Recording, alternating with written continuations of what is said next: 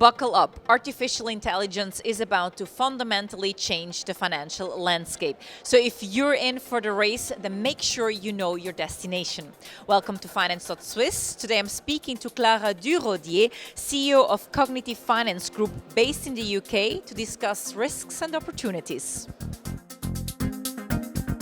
Clara, we're meeting here in Zurich where you just spoke on a panel on a topic of AI and how it's going to revolutionize and transforming finance. Now, one of the messages that you tried to convey was AI as a tool. Can you elaborate a little bit on what you mean by that? Yes. So what I wanted to make the difference was between AI as a tool and AI with agency. AI is a tool, depending on the type of AI you're using, depending on the model you use and how you train it. It can be a safe environment where you can work with, you can use it to your advantage, to the objective that you have, and it works. We've seen it, it does a good job, subject to so many other assumptions and quality of data amongst others.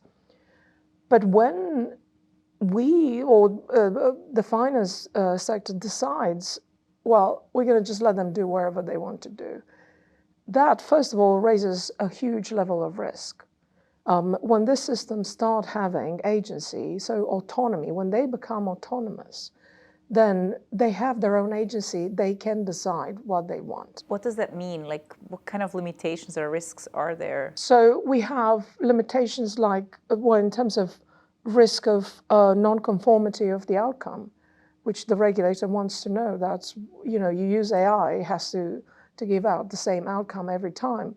So, for instance, it doesn't discriminate against women or people of different backgrounds, but it has to be consistent. Now, with agency, they can decide differently. So that's a huge risk. So I try to make the difference between AI as a tool and AI, autonomous AI with agency, simply because between these two areas, there's a lot of risk.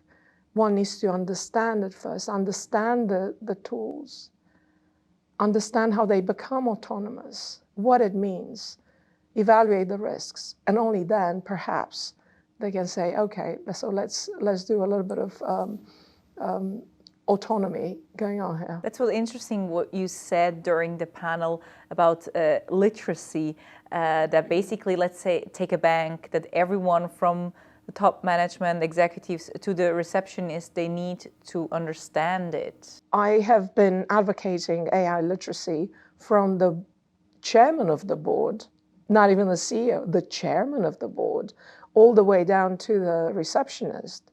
And the clients we worked with actually, back in a few years back, they actually started investing in AI literacy.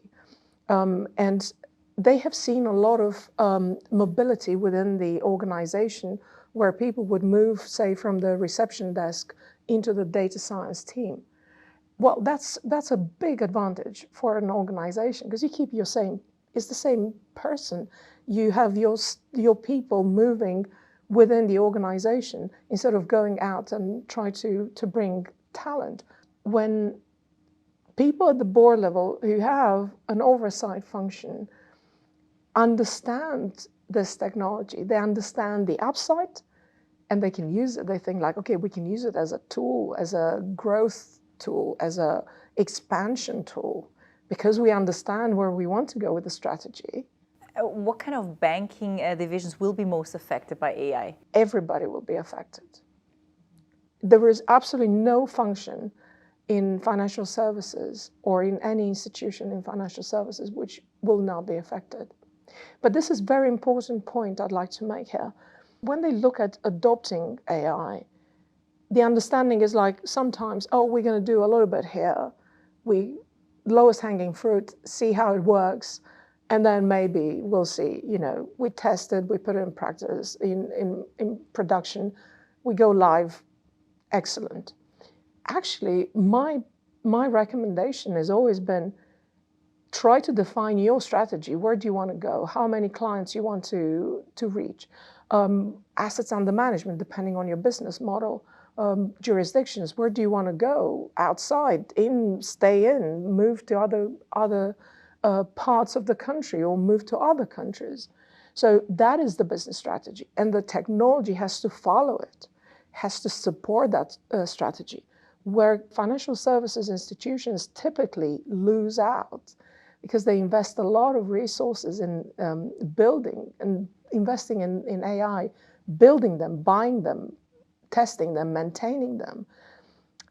It's when they look in a siloed approach on, okay, we're going to deal just with the finance function, or just with HR, or just back office, or just settlements.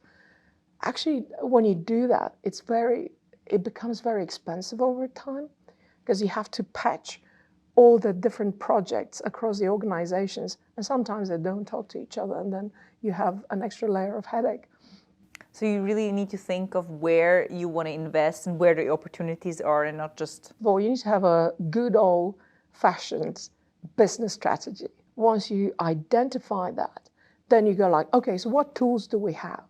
And then AI is an opportunity. AI, it's absolutely an opportunity. It gets you from A to B really fast, but you need to go where you're going.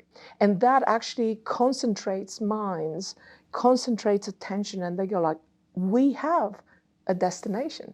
And sometimes you can deploy AI and you can sort of deploy very simple models. It's like the equivalent of a little tricycle. So you just like get to know how it works. But sometimes you can just jump straight into a Ferrari and go to the destination. Like generative AI are typically associated with a Ferrari because it gets you so quickly to where you want. But you need to know how to drive a fast car. When you know in which direction you go, you also need the framework, regulatory framework that supports it. What can you say about that? Well, it's just coming back to the analogy with Ferrari, right? We drive fast cars on roads which have, demarcations. We know which side of the road we drive, so we stay safe. We need those regulations, and I'm a big proponent of the work that European Union has done in the space of AI regulations.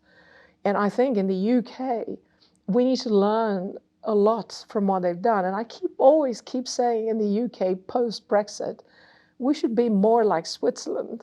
Why? Because I think the two countries, we have so much in common in terms of ideas, type of constituents, everything we have at our disposal as countries. And I always keep saying, like, we need to be like tactical, strategic, just like the Swiss, and as clear and predictable. I think we have a lot to learn from you guys. Well, we're glad that you're here visiting us in Zurich. Thank you so much, Clara Durodié. Thank you very much for having me.